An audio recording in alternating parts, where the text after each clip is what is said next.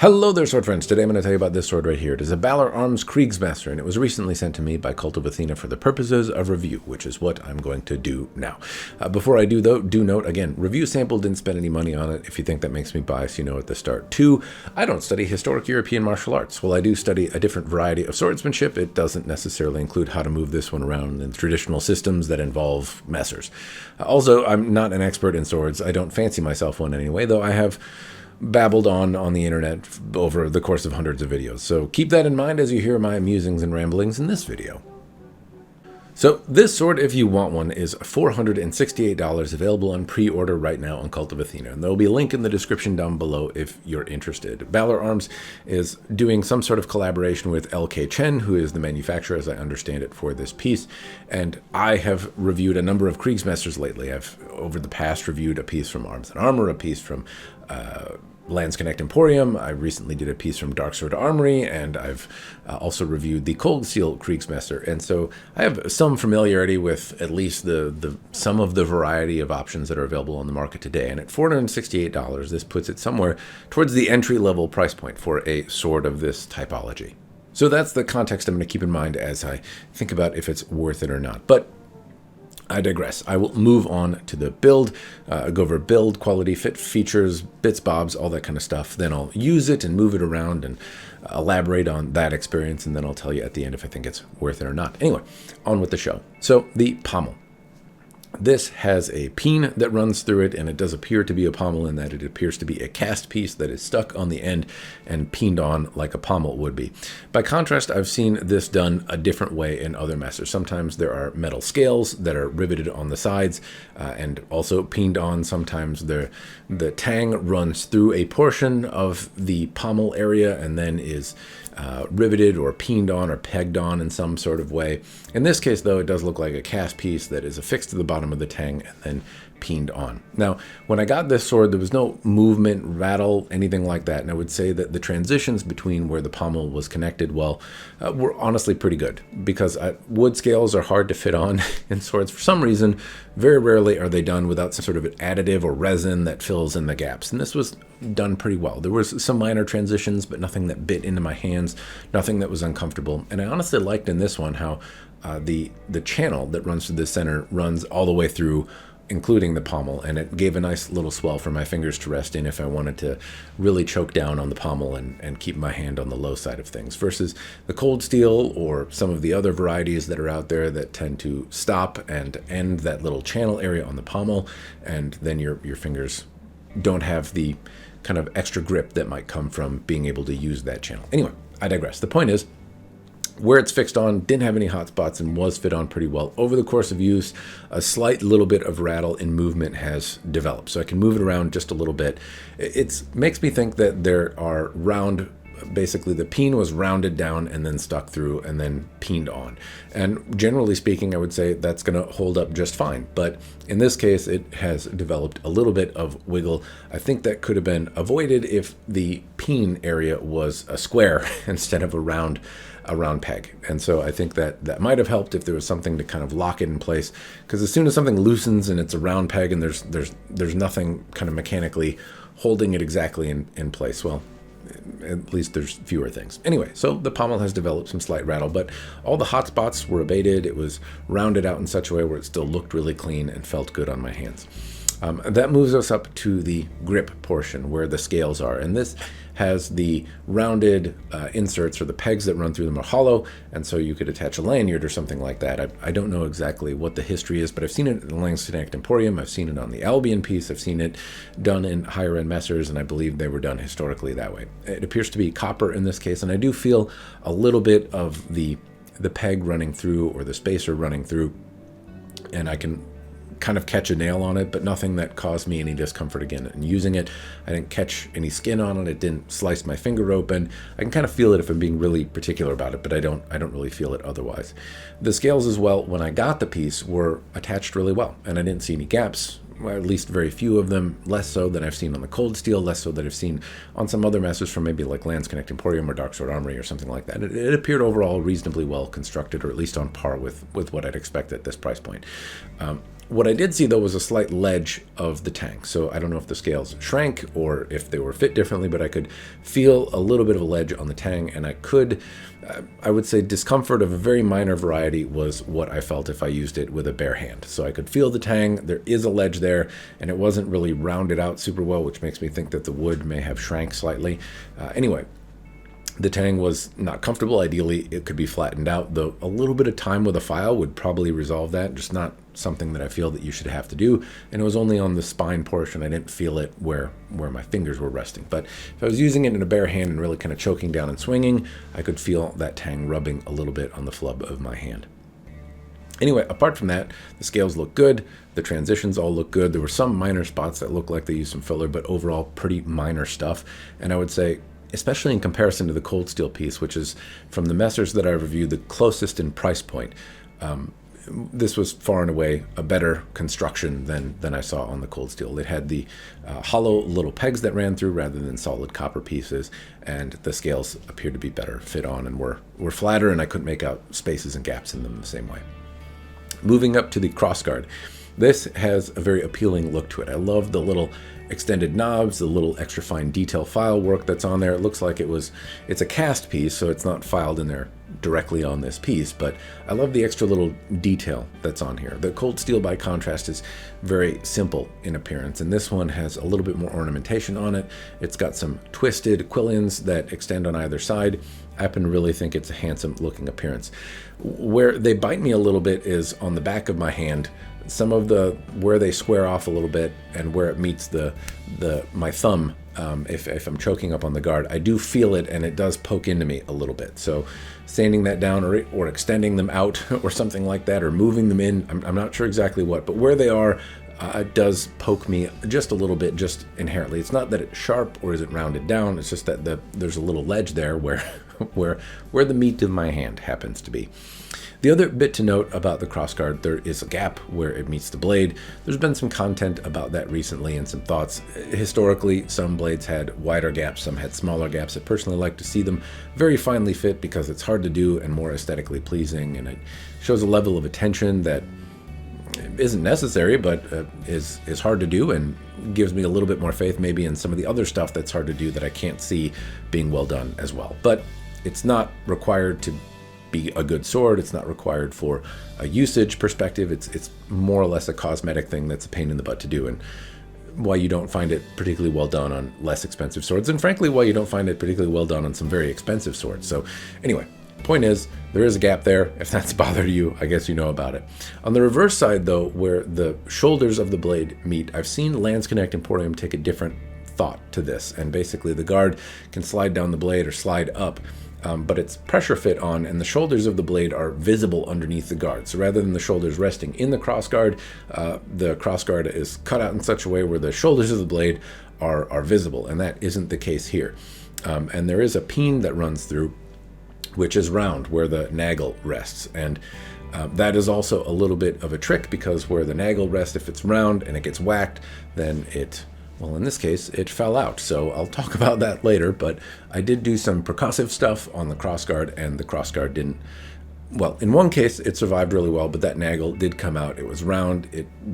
As soon as it was struck, it basically failed. And then the retention of the crossguard on the scales and stuff started to fail, and more gaps appeared, and it had a little bit more movement than I would hope to after a crossguard that's taken a blow or two.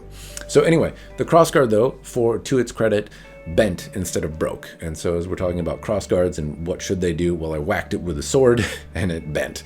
And that means that the crossguard is likely going to take a hit and deform and do its intended purpose of protecting your hand rather than shatter, because it's made out of material that's inappropriate. It didn't bend particularly easily, but with a really hard strike, it did deform.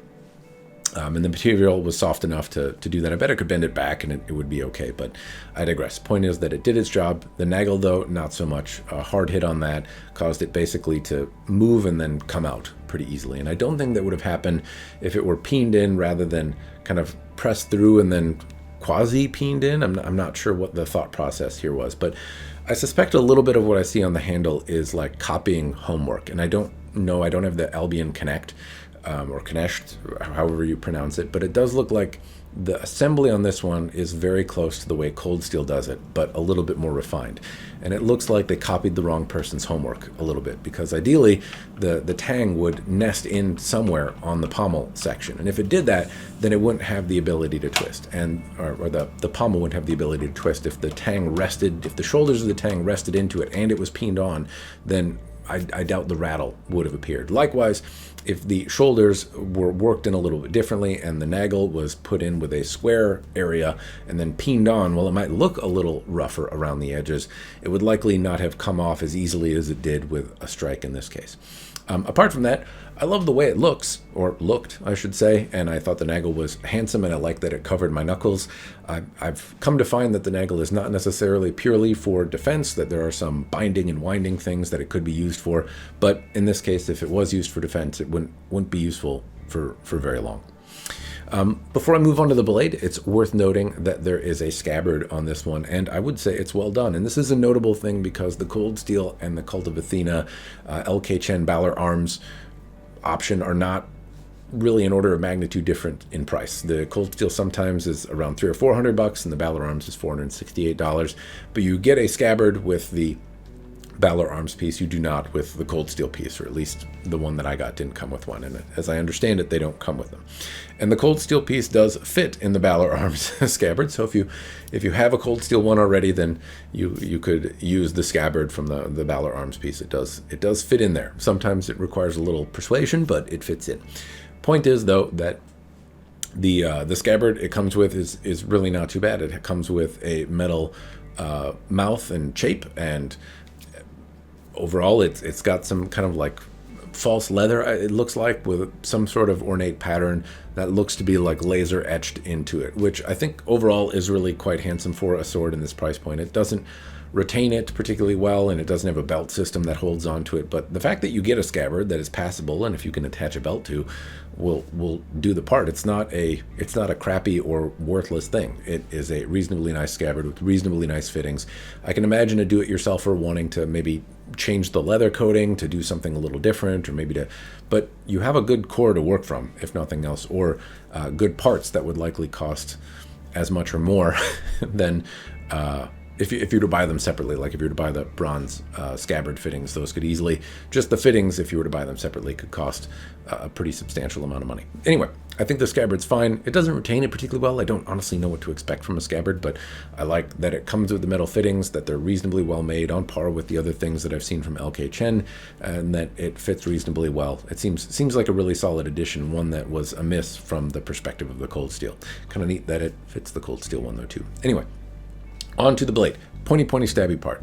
This is really nice, and basically it's a little bit more refined. It's a little bit more of what I'd expect from a Kriegsmesser, at least from like the fencing, flesh cutter, not made to penetrate armor kind of thing. Not that any of them that I've played with necessarily, apart from the bone breaker from Dark Sword Armory, but the Cold Steel has some taper and whatnot as well. This one even more so. It gets very, very fine out to the tip.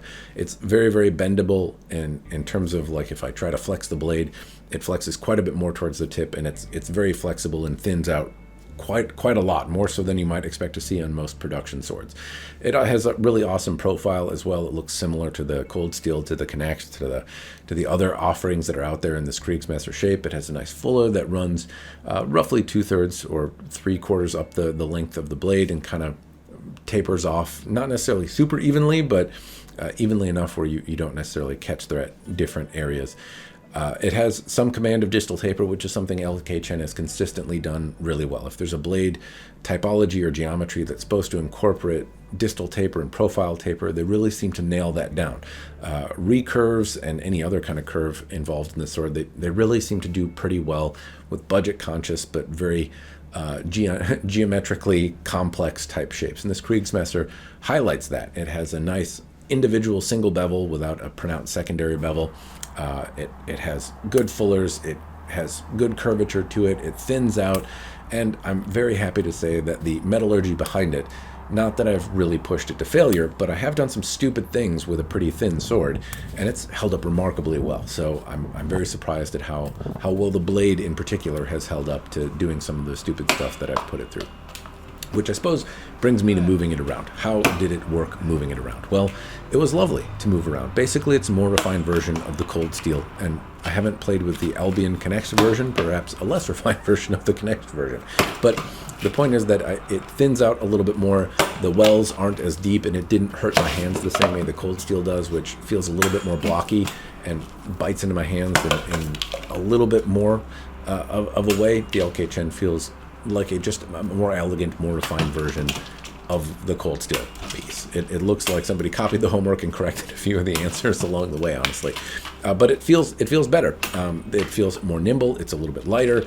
It feels a little bit more agile in the hand. It feels a little bit more comfortable with some of the ergonomic options that are on there. Namely that the wells aren't as deep for the fingers. The ledges around the sides of the grip aren't as pronounced, and that taper just brings, I don't know if it's the point of balance or the total weight, but it certainly feels what was an elegant feeling sword or surprisingly fun feeling sword even more so. It's just, it gets some extra credit for the effort there. And so moving it around is just fun. I don't know how necessarily to move it around, but it moves around, it makes nice swishing noises, and it's very comfortable. It's easy to generate tip speed, it's easy to stop and control, and at the same time I feel like I can get the tip roughly where I want to. It's a little bit more cut-centric, obviously, but it's not really a slouch in tip control. And I do feel like with the protection and the nagel and whatnot that's on there, there's a lot of versatility in being able to control and bind and wind, and it's more nimble than its kind of stout stature might give you the impression it would be. So in that, how did it cut? Well, I cut lots of stuff. I cut pool noodles, and it sailed right through those. It was a joy to move around and cut with. I was able to get some horizontal cuts on some shorter pool noodles, which is a little bit trickier sometimes, but it popped the noodles apart. It was very fun to use in that regard. I cut some water bottles as well.